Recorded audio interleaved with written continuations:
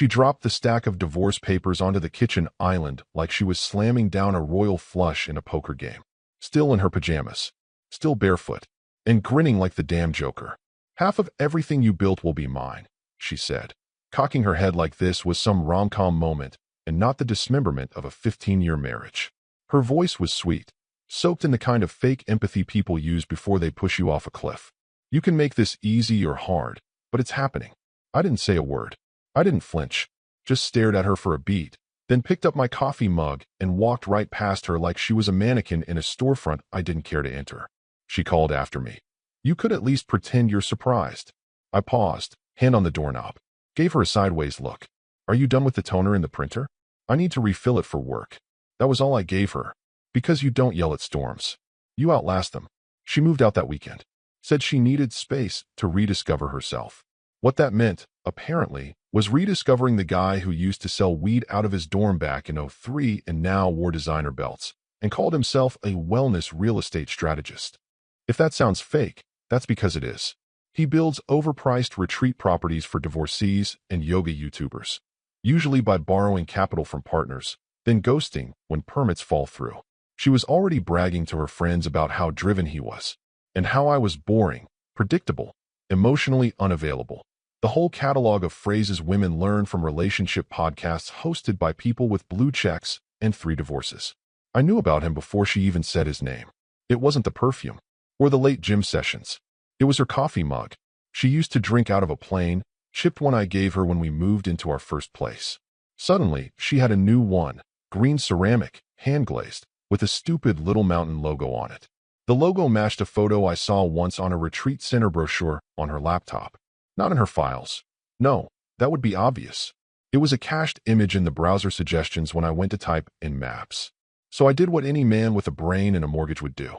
I shut up. I listened. I paid attention. She was sloppy in her glee. "I guess people are when they think they've already won." She laughed loudly on calls. Left receipts in the recycling bin from expensive lunches. One even had a hand-drawn heart on the back with the initials S+M inside. I almost respected the stupidity of it. Like watching a raccoon try to open a bank vault. She filed the divorce under irreconcilable differences, which is modern legalese for "I'm too proud to say I got bored and someone else promised me Instagram vacations and better sex." I didn't contest it. I signed where I had to, smiled during mediation, gave just enough to look compliant. She told her friends I was resigned. No, I was documenting. We didn't have kids, which made things easier on paper.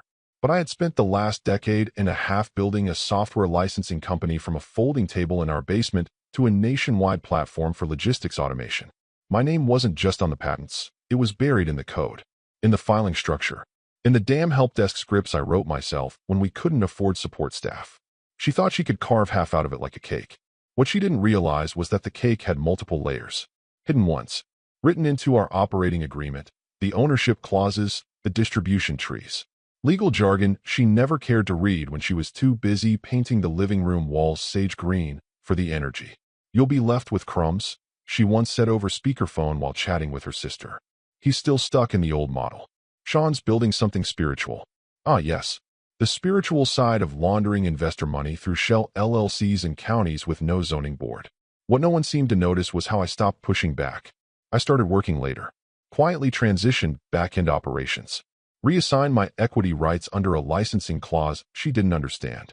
Gave my business partner power of attorney over very specific corporate actions, one of which included freezing all transfers during active divorce proceedings unless approved by both founders.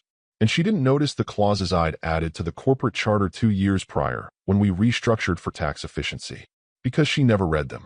She was too busy taking selfies at juice bars. By the time she served me, I already had all the necessary signatures lined up, but I didn't use them. Not yet, because this wasn't just about her anymore. It was about him, Sean, the man who had supposedly saved her. He was on a different trajectory altogether. And what she didn't realize, what she couldn't realize, was that his trajectory was about to intersect with mine. Not through love, not through jealousy, through law. Because Sean wasn't just her rebound. He was also the respondent in a high-profile custody case 2 states away, involving a woman who still carried his last name, 2 kids under the age of 10, and a very specific sealed complaint buried under a court protection order. I knew because I requested the docket through a friend. Not a lawyer. Smarter than a lawyer. A man who'd once written the model code for multi-state custody enforcement procedures. The kind of man who didn't ask why I needed it, just asked where to send it. That's when I saw the opportunity. Not to fight her, but to make her irrelevant. Because when you touch the wrong domino, you don't just lose your hand. You collapse the entire game. And she had no idea how close she was to the edge. I didn't start with lawyers. Lawyers are hammers. They hit whatever's placed in front of them, loud and expensive. I needed a scalpel. Someone who understood the structure of precedent. Not just how to argue a point, but how to quietly stitch threads together until a pattern appeared. So I called Owen. We hadn't spoken in 3 years. Not since his wife passed and he retired from publishing those dense legal commentary digests only corporate compliance officers and masochists read in full. He was one of those guys who made judges nervous without ever stepping foot in a courtroom. Because when Owen annotated a case, it meant someone's reputation was about to be autopsied in slow motion. I didn't even need to explain much. Just told him her new boyfriend's name, the jurisdiction, and the general time frame of the custody hearing. He grunted. That trash fire? Yeah, I remember. Thought the court sealed most of it. I waited. Sipped my coffee. He continued. You're going to want the secondary filings. Motion 23D. That's where it gets interesting. Also, pull the 19C clause for intersecting family law issues tied to third-party financial sponsors. Buried in Title V. No one ever reads Title V. That's the kind of friend Owen is. A week later, a manila envelope arrived at my office. No return address. No digital trail. Inside, a printed copy of the court's private bench notes from the custody case, highlighted by Owen in red pencil like a bored professor correcting a half-hearted essay. On the final page, stapled to the back, was a single page marked, sealed ethics complaint, Judicial Review Board. No details, just the confirmation of its existence, the date of filing, and the respondent, Sean Ashcroft, my wife's spiritual realtor boyfriend. Apparently, he'd perjured himself in court testimony regarding his income, claimed he had no active equity in any business, when in fact he held controlling interest in 3, 2 of which had pending litigation over investor fraud. The court had sealed the ethics complaint to protect ongoing investigations tied to family proceedings, but there it was. A breadcrumb. Enough to follow. I didn't need the juicy parts. I just needed the clause that made it admissible. And that's where 19C came in. Under Title V, Section 19C of the Uniform Family Intersections Act, an obscure piece of cross-state legal glue nobody talks about unless they're being sued. Any third party financially intertwined with a custody respondent, if that third party is also legally entangled with someone else undergoing active asset division, can be named as a relevant intersecting interest. In plain English, if my wife was funneling money to Sean, and Sean was using it to argue for custody of a child that wasn't hers, and I could prove that money originally came from our joint marital estate, then I wasn't just a bitter husband. I was a witness. That meant I had standing, not to intervene, not to testify, but to submit a sealed affidavit, corroborated by financial evidence, within the jurisdiction of the custody court as a material party of interest under 19C. But none of that would matter if I couldn't prove the flow of money. So I dug. She hadn't been careful. She used our joint credit card for a wellness weekend in upstate New York. A weekend that just so happened to coincide with the launch of a new eco-retreat partnership Sean was promoting. She Venmo'd him small amounts with emoji captions like seedling sweat droplets and our dream, which, as far as financial codes go, might as well have said co-conspirator funds, see Schedule A. She'd even transferred $12,000 from our savings account to a new LLC, her name on the wire, but his name on the articles of incorporation. Sloppy doesn't begin to cover it. And I didn't stop there. I contacted a freelance CPA I used for contract work.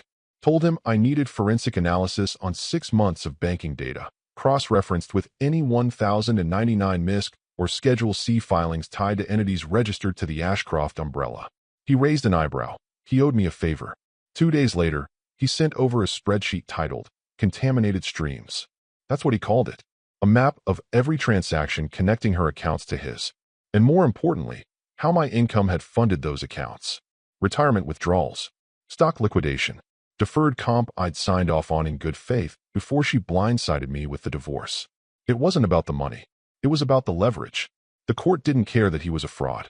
They cared that he lied under oath, that he concealed assets, that he manipulated financial ties to create a false image of stability.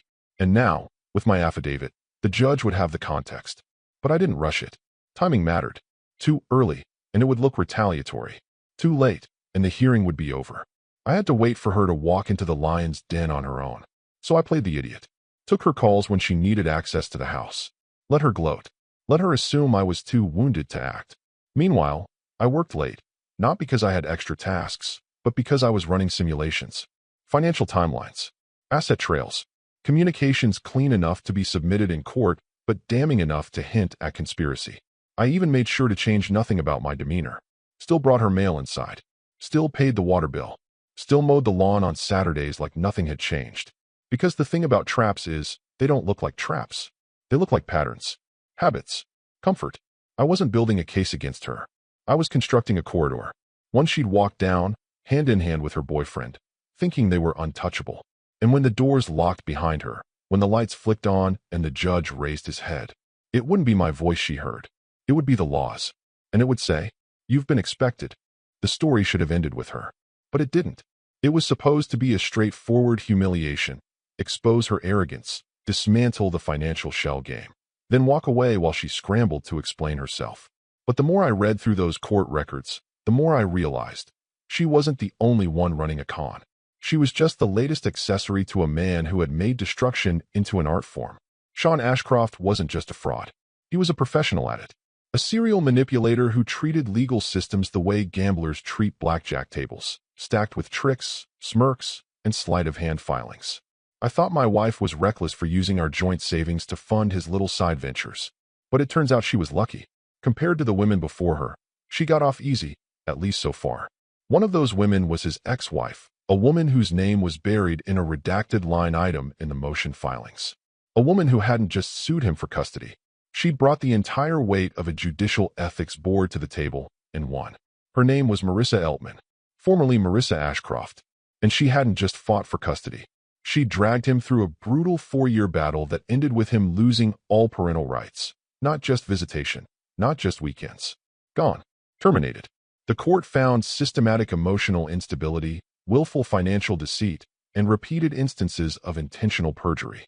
That language doesn't show up in custody rulings unless someone nearly burned the courthouse down on their way out. How she got the ruling? That's where things got interesting. Marissa had a brother-in-law. He just happened to sit on the Circuit Judicial Assignment Board. He didn't hand her the verdict, but he made sure the judge on the case wasn't some green rookie looking to play it safe.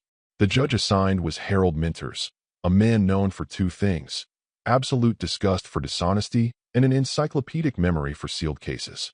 Guess which judge was presiding over Sean's next custody modification hearing? Minters. Same courthouse. Same judge. Same man who had already ruled once against Sean. And now Sean was crawling back, trying to show he was reformed. His lawyer's motion claimed demonstrated stability through new, long-term domestic partnership and a successful return to entrepreneurial responsibility. I read that line twice. Then again. Then leaned back in my chair and let out the closest thing to a laugh I'd had in 6 months. Because that new, long-term domestic partnership was my wife. My money. My home. My name on every financial statement that made Sean look stable. I was the papier-mâché holding together his collapsing statue of self-reinvention. And Marissa? She was fighting it. I had the hearing date. It was marked as Modification Review with Third-Party Financial Update. I called Owen again. He picked up without saying hello. Just muttered, "You're in deeper now, aren't you? I need access to the motion archive. Everything from the 2021 financial disclosures and the corresponding objections. You want the amendment file?" "Exactly," he sighed. "I'll send you a clean copy. But you owe me a bottle of Lafroig and an explanation someday." Deal. The amendment file changed everything. Because it wasn't just about Sean lying. It was about how he kept lying.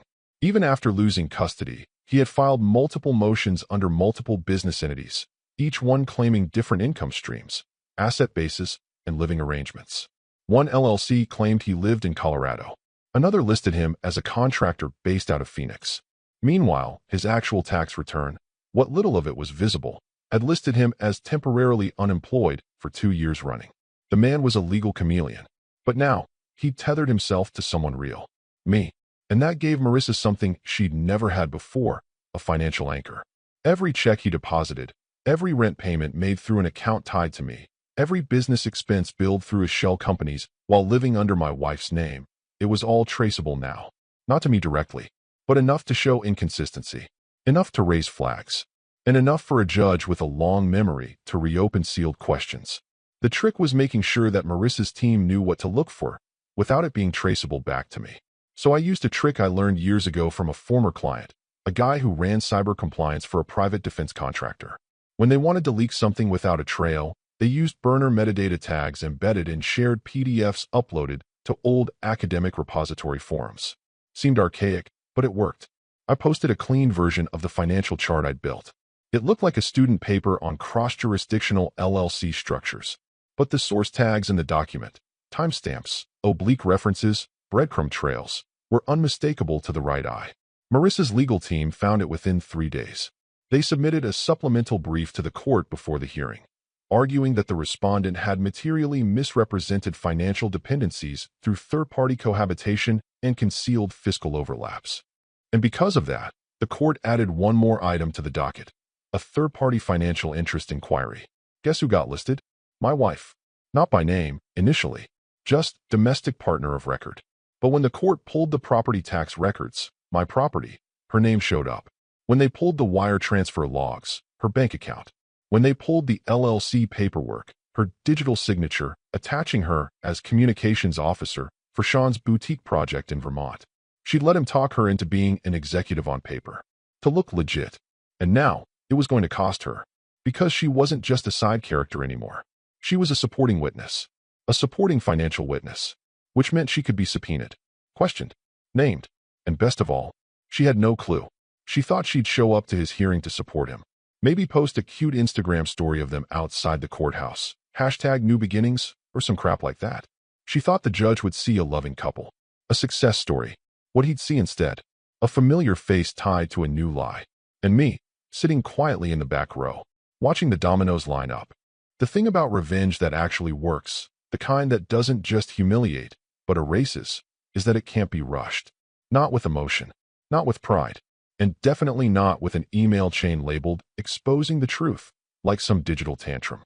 This had to be surgical, because if the evidence wasn't admissible, it was just gossip. And gossip doesn't make a judge pause mid-sentence and look up in disbelief. Evidence does. Cold, procedural, boring on-purpose evidence. So before I even considered submitting what I had, I needed to be absolutely certain it would hold. That meant going back to Owen, not for documents this time, but for interpretation. Precedent. Process. You want 19C to stick? He asked over a late-night call. Then you better know what qualifies as material financial interest under cross-jurisdictional influence. It's not just being married to her. You need to tie her money, your money, to his custody claim. I already had that. The transfers, the shell company, her digital signature on the formation papers. But I needed someone who'd done this dance in multiple courtrooms. So Owen pointed me to someone new. Angela Rowe. She wasn't a lawyer anymore. Gave that up after 3 years when she realized the courtroom was just theater and the real drama happened in the filing cabinets. She became a strategist, one of those shadow figures who get paid to make legal chaos look like symmetry. Corporations hired her to navigate regulatory warfare. I hired her for one task: make this path clean. Make it invisible until it detonates. Angela reviewed everything. Cross-referenced jurisdictional clauses. Checked dates, timestamps, filings, and notaries. Verified that the sealed custody ethics complaint was not only mentionable under 19C, but that my affidavit could be submitted under third-party indirect fiduciary concern, a phrase that sounds like gibberish until you realize it means, if your money touched it, you get to speak. Submit it sealed, she told me. Don't flag it. Don't notify counsel. Let the judge read it privately. Let it marinate. So I did. 2 days before the hearing, I walked into the courthouse, not the one for our divorce, the one 2 states away where Sean was trying to rewrite history, and handed a sealed envelope to the registrar with the exact clause printed on the front. Title V, Section 19C, Subclause B. It wasn't even addressed to Sean's lawyer. It was directed to Chambers. I left without fanfare. Meanwhile, she kept chirping. Brunch with friends. Wine nights with women she hadn't spoken to in years. Always the same smug grin on her face, like she was some heroine in a Lifetime movie about finally escaping the quiet, controlling husband for the passionate, free-spirited entrepreneur. My ex's firm is undefeated, she bragged at one gathering. They'll bury him. He's still clinging to the past, poor guy. The real joke? I wasn't using my firm. I wasn't even using a lawyer. I was using the one thing she and Sean never respected: structure. The fine print. The unglamorous little corners of the legal world where people like me thrive, and people like them get caught red-handed because they thought rules were suggestions. And just when I thought they might start to catch on, Sean threw one last Hail Mary. He filed a new petition, not to reopen custody of his own children. That ship had sailed. No, this one was worse. He filed for full custody of his current partner's child, her son, from a previous marriage. A child he wasn't biologically connected to, had no formal guardianship over, and had only known for a year. He framed it as an act of responsibility, claimed the biological father was absent, claimed the child saw him as a father figure, claimed that he was the one providing emotional and financial stability. That last one did it for me. Financial stability. My financial stability. My assets, my deferred comp, my house, all propping up this idiot's image like a fake wall in a stage play. And now, because of that, he was trying to take someone else's child from their father? It stopped being about revenge at that point. It became a matter of principle. I printed a final copy of my affidavit. 36 pages, not including the financial exhibits. Each exhibit labeled with origin, transfer date, attached signature. A full timeline of how funds had moved from me to her, from her to Sean, from Sean into the operating accounts of his retreat centers, which had then been listed in his petition as proof of active income generation. I had a friend notarize it, an old army buddy who now worked as a paralegal in town. He didn't ask questions, just looked at the last page, whistled, and said, "This gonna land on CNN or something?" "Hopefully not," I replied. "I prefer silence." 2 days before the hearing, I submitted the full packet. No heads up, no letters to opposing counsel, just a sealed submission, formally acknowledged under Title V protocol and logged without red flags. It was buried in the docket like a time bomb, quiet, cold, legal. That same night, she called me. Didn't even bother with a hello. Just launched in, voice syrupy with smugness. "You do realize you're not gonna win, right? My guy doesn't lose. His lawyer's a shark. My lawyer says you should just settle, get it over with." I took a long sip of my drink before answering. "Tell me," I said, "how many more courtrooms do you plan on smiling in?" She paused. "What's that supposed to mean?" "Nothing. Just wondering how many calendars you'll need to block off next month." She scoffed. "You sound unwell." I laughed. Not because it was funny, because it was working. Every gloating word, every performative post, every careless dollar she'd moved. It was all bricks in a wall she didn't even know she was building. And I just finished sealing the door shut. She still had a key, which irritated me more than I'd admit. After everything, the affair, the smug little power plays, the phone calls where she talked to me like I was a confused intern at her mercy, she still treated my house like a storage unit. She'd text me things like, "Coming by Friday. Need the good baking sheets and the mirror." No question mark. No please. Just an assumption that I'd comply, like the obedient ex she believed she'd crafted over 15 years of slow erosion. So when she came by that morning, wearing athleisure and sunglasses despite the overcast sky, I didn't say much. Just nodded when she brushed past me toward the guest room, where her remaining furniture sat like the remnants of someone else's life. She was on the phone, telling someone, probably her sister, how she had a massage at noon and a branding meeting for Sean's retreat startup at 3. That's what they were calling it now, a startup. Because putting yoga mats in a yurt is apparently innovation. "I'll be out all day," I told her, grabbing my jacket. "Important meeting." She waved me off like I was a leaf blowing past. "Whatever. Just don't be late signing over the car title next week. Sean wants to take it to Vermont." Yes, the car. The one I bought new. The one she now wanted to transfer to her spiritual sugar daddy because he needed a reliable vehicle for investor meetings. She'd already penciled in a notary appointment and sent me calendar invites, as if she was still my executive assistant and not the woman who detonated her life for a man with a podcast and a GoFundMe. "I'll be on time," I said. Wouldn't want to hold up the grand pilgrimage. I walked out before she noticed the envelope. It sat on the kitchen counter, partially tucked under a houseplant she'd never bothered to water. A standard manila folder. Her name printed neatly on a label. Beneath it, the case number for the upcoming custody hearing. I knew she'd see it. I knew exactly what she'd assume. That I was being dramatic. Petty. Trying to spook her by reminding her I knew what Sean was up to. Maybe she'd even smirk, think I was bluffing some empty threat to make her sweat. But what she didn't realize, what she couldn't realize, was that her name wasn't on that envelope just for flair. It was there because the court had already acknowledged her. as a party of interest, not in our divorce. In his custody battle, when I submitted my affidavit under Clause 19C, I included every financial overlap I could document. But I also included the executive filing from Sean's new LLC, listing her as the communications officer, her digital signature at the bottom. I attached the bank statements showing her transfers, the wire with the memo, Sean's funding, the one where she laughed as she sent it, calling it a joint investment in their future. And because that LLC's listed address was mine, our former home, that made her not just a romantic partner. It made her a financial anchor. The court took notice, added her name. She didn't know yet, but she would.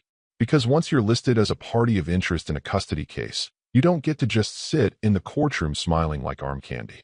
You're part of the inquiry, the questions, the evidence review. And if the judge is already familiar with the respondent, already skeptical because of past lies, then any misstep from a new financial partner starts to look like a continuation of a pattern. But that morning, she saw the envelope and did exactly what I knew she would.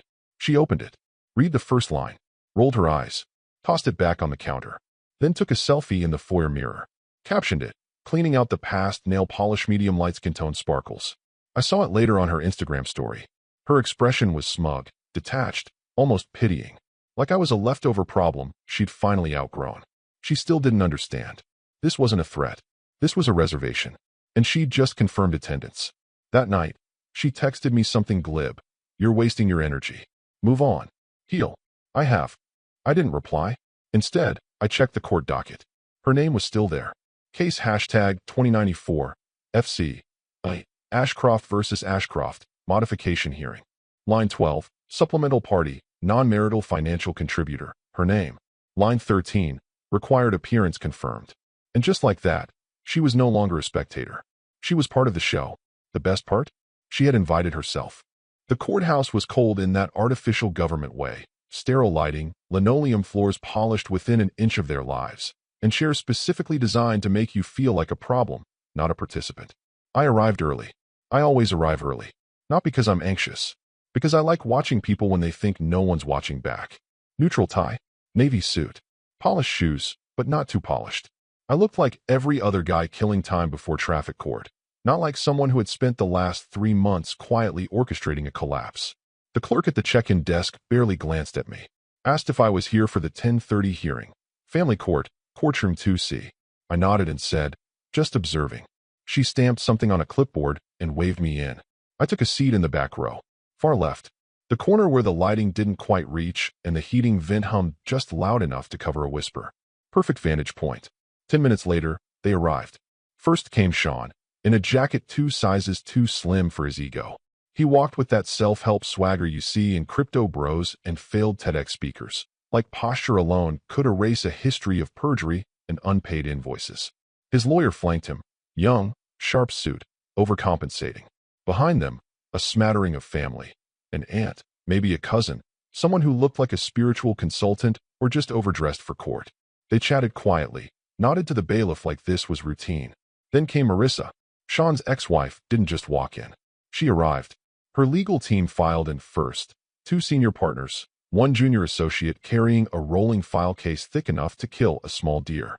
And behind them, stepping in like she hadn't a care in the world, was a man I recognized instantly from court transcripts, Judge Alan Brecker, family court senior circuit judge, and Marissa's cousin. He wasn't presiding, of course, that would have been a conflict, but he sat directly behind her, stone-faced, wearing his badge and his silence like a weapon. The room noticed. Even Sean's attorney blanched for a moment when he saw who was sitting 3 rows back from the petitioner's table. I could already feel it shifting. Not panic. Not yet. But the electricity of a room that realizes the narrative isn't what it thought it was. Then she arrived. My wife. Arm in arm with Sean, wearing a navy dress she used to reserve for gala fundraisers, one I'd bought her before our 10th anniversary. She smiled like someone about to accept an award. Walked in like this was their coronation, like they were here to display what healing looks like after breaking something you never understood. She didn't look at me, didn't even scan the rows. In her mind, I wasn't part of this world anymore. I was the past, a pale specter she'd already deleted from her story. The judge entered. Everyone rose. Honorable Judge Harold Minters, the man who had presided over their previous battle, the one who'd stripped Sean of custody before, citing manipulation and deceit. Older now. Slower. But his eyes, sharp as ever. He took the bench with practiced boredom. Opened the case file. Flipped a few pages. All right, he said. Petitioner Sean Ashcroft, requesting modification of custodial status, citing new domestic stability and financial independence. He trailed off. The room was silent. He squinted at the paper in front of him. Adjusted his glasses. Read something again. Then he looked up, directly at me. And everything in the room went still. I felt her shift beside Sean. Her spine straightened. Not because she saw me. Because she sensed it, that infinitesimal change in atmosphere when someone realizes they're not in control of the narrative anymore. The judge cleared his throat. Is that party listed in the supplemental affidavit present today? His clerk leaned in. Whispered something. The judge nodded slowly, still staring at me. Would the respondent's partner, Ms. her full name, please confirm your presence for the record? That got her. Her head snapped toward the bench. Then back. And finally, her eyes landed on me. Back row. Neutral tie. Calm as a surgeon before the incision. She blinked once. Confused. Then again. I didn't smile. Didn't wave. Just met her gaze like I was reading a report I already knew the ending to. Sean whispered something to her. She didn't respond. Just stared. Judge Minters tapped the folder in front of him. We'll begin by reviewing the sealed submission provided 2 days ago. This court has determined it to be relevant under Section 19C. Sean's attorney stood abruptly. Your Honor, if we could request a brief recess too.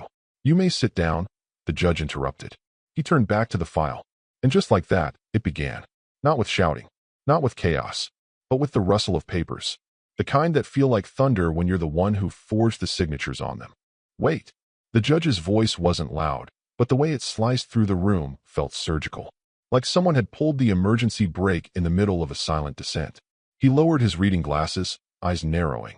His tone dropped an octave. No longer judicial, just human. Everyone turned. All at once. My wife's head snapped toward the back row like she'd been slapped by the air itself. Sean's mouth opened slightly, mid-whisper, his lawyer frozen half out of his seat.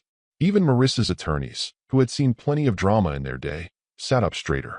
The silence was so absolute, you could hear the cheap courthouse clock ticking. I didn't move. I didn't nod. I didn't confirm anything. I just looked back at him. Judge Minters leaned forward. You filed this? He asked again, but softer now. There was something behind his tone this time. Not just curiosity. Recognition. I held his gaze for a second, then gave a single nod. It was enough. The clerk, already on edge, handed him the sealed file. A thick one. He opened it, flipping through the pages like he was reading a dossier on a man he'd once convicted, then forgotten, only to see his name again during parole review. The rustling of pages echoed in the chamber. Page after page of evidence. Spreadsheets. Transaction summaries. Bank transfers. Shell company registrations. Property tax records. A chain of signatures and dates that looked too meticulous to be fabricated, because they weren't. They were real. They were mine. But more importantly, they were hers. And Sean's. Minter stopped halfway through and read something twice. Then again. A change swept across his face. Not surprise this time, but something colder.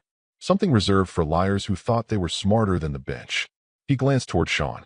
Then toward my wife. You two may want to reconsider your posture before I read this aloud, he said dryly. Sean's lawyer shot to his feet. Your Honor, I must object too. Sit down, Minter said, not looking up. He continued reading. Allegations, yes. But more than that, patterns. Dates. Fund transfers. Accounts in her name rerouted through the LLC Sean had used to prop up his image. The car title she demanded I sign over? In the file. The communications officer document bearing her signature? Page 4. Her personal memo describing a $12,000 wire transfer to help Sean launch his spiritual enterprise. Annotated with bank routing info and time-stamped screenshots. She looked like she was shrinking in her chair. And the kicker? Page 37. My affidavit. Notarized. Dated.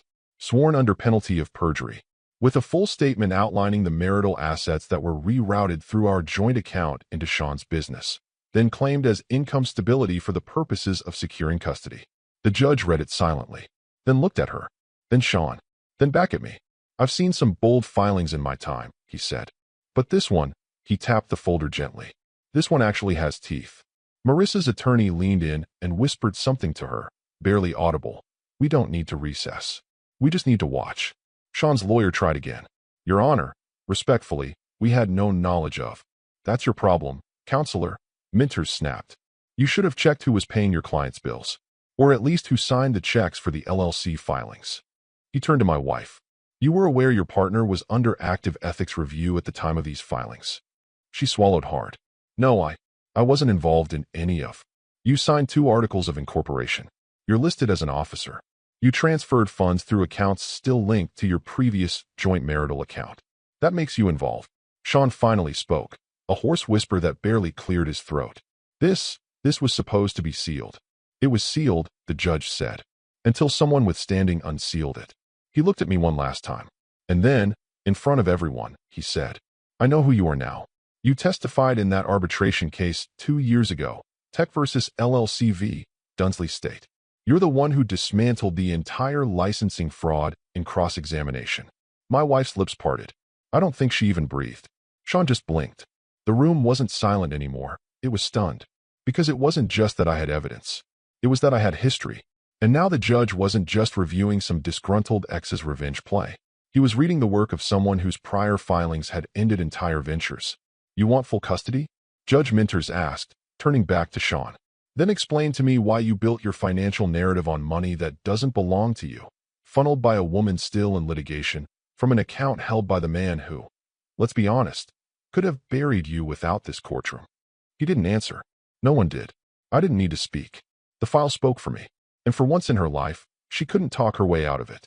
Because my name didn't end with a threat. It ended with a fact. And now, that fact was on record. She stood up like she'd been yanked by puppet strings, sudden, stiff, and completely out of rhythm with the courtroom's pace.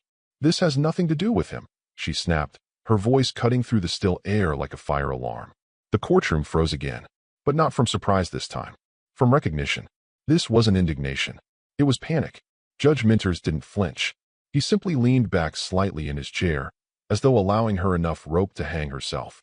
Ma'am, he said calmly, your name appears on 3 separate financial accounts used to support the petitioner's custody claim.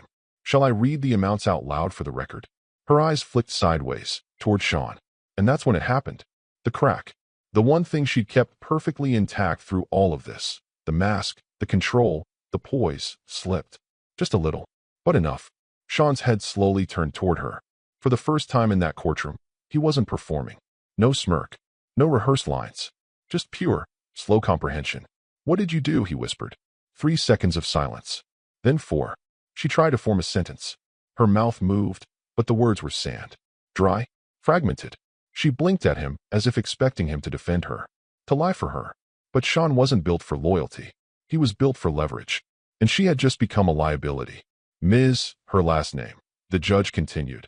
You wired a total of $41,300 over 5 months to accounts directly connected to the petitioner's LLC. You co-signed a lease for a property listed as a family residence in his application. You are currently listed as a financial officer on an organization presenting itself as fiscally independent from all prior associations. Do you understand what that means for the integrity of this petition? She opened her mouth again, closed it. This time, there was no script. Minters adjusted his posture.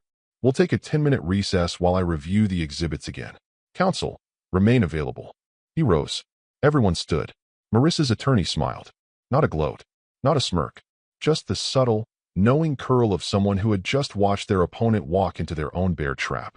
As the courtroom began to clear, my wife turned slowly. Her eyes scanned until they locked on me again.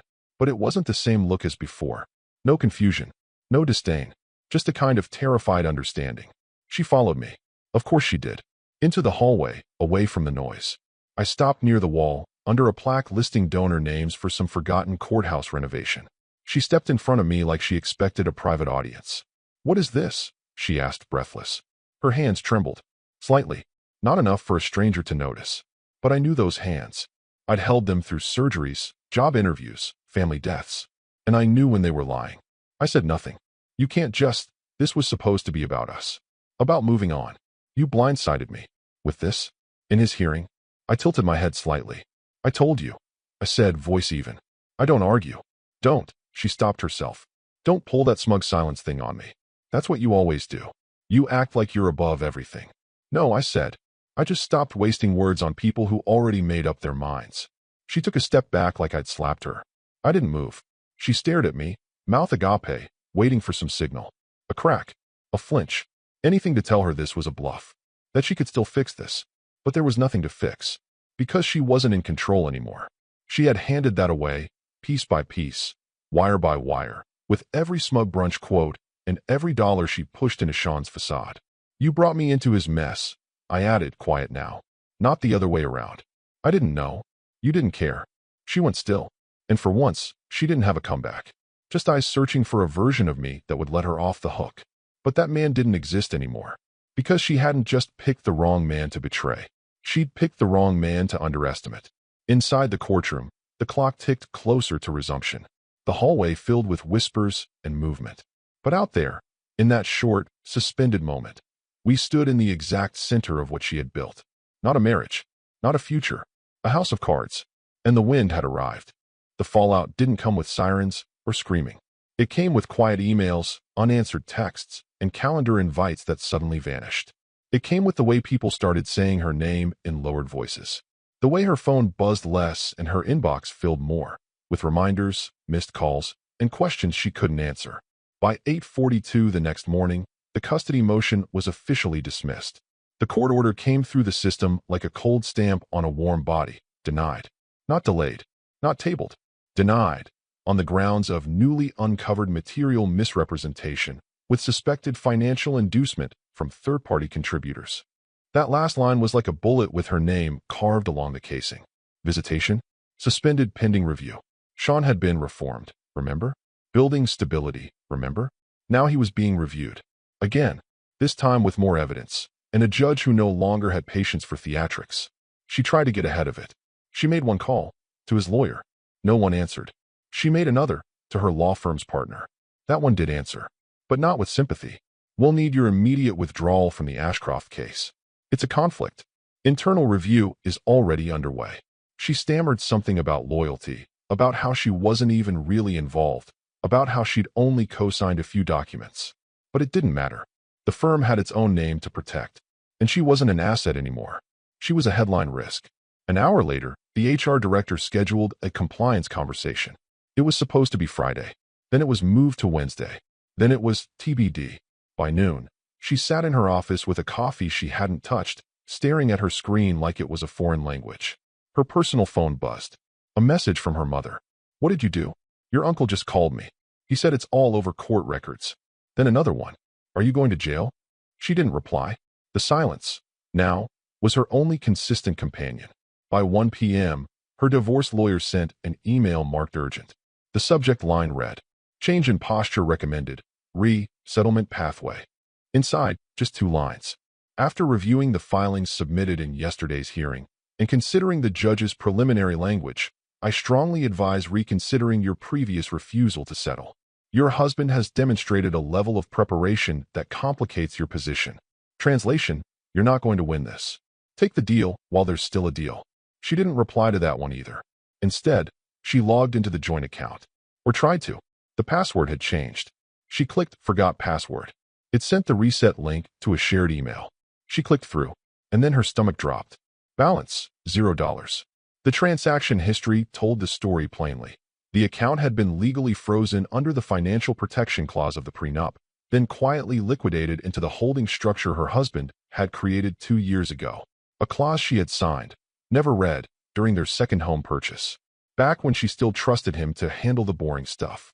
It had kicked in automatically the moment her name was listed as a party of interest in a financial ethics investigation.